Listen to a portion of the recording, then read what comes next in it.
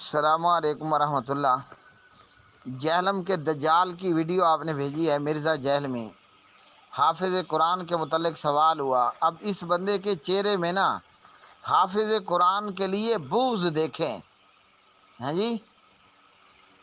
اللہ اکبر۔ رہ گیا معاملہ حافظ قرآن 10 بندے جنت لے کر جائے گا، 10 بندوں کی سفارش کرے گا، تو آسان سے معاملے کی بات ہے کہ یہ حدیث ضعیف ہے، نمبر 1۔ نمبر 2، یہ صحیح حدیث ہے، اہل ایمان بھی ایک دوسرے کی شفاعت کریں گے اور سفارش کریں گے، تو حافظ قرآن تو باقیوں میں سب سے بہتر اہل ایمان ہے۔ حضور نبی رحمت صلی اللہ علیہ وسلم نے فرمایا، خیرکم من تعلم القرآن وعلمہ، تم میں سب سے بہتر وہ ہے جو قرآن سیکھنے اور سکھانے والا ہے۔ تو قرآن کا سیکھنا قرآن کا یاد کرنا بھی ہے، قرآن کا حفظ کرنا۔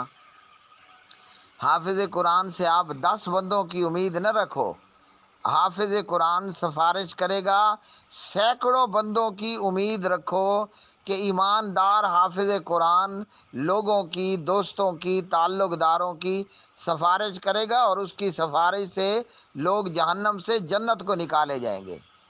10 نہیں، سینکڑوں بندے کی۔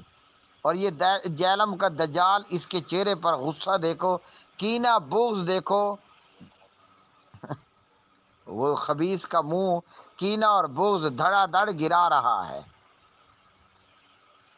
رہ گیا معاملہ حافظ قرآن خود جنت میں جائے گا۔ اللہ اکبر۔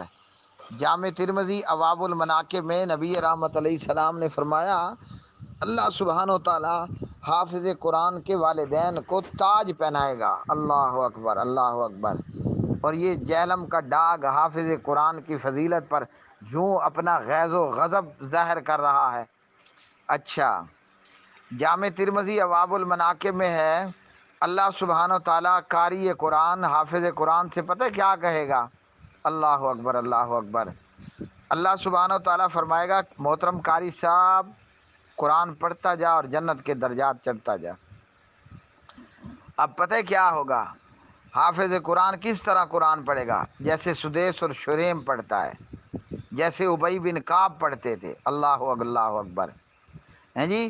حافظ قرآن ایک ایک آیت ٹھہر ٹھہر کر پڑھے گا اور جنت کے درجات چڑھتا جائے گا۔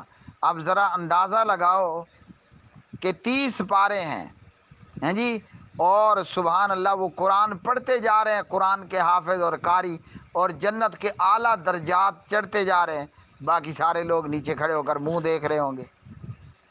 تو اللہ تعالیٰ اس ظالم اور بدبخت کو رسوا کرے، بدنام کرے، ذلیل اور خوار کرے، صحابہ دشمن اور قرآن کے حافظوں کے اس دشمن مرزا جہلمی پلمبر، جہلم کا دجال، مرزا محمد علی جہلمی۔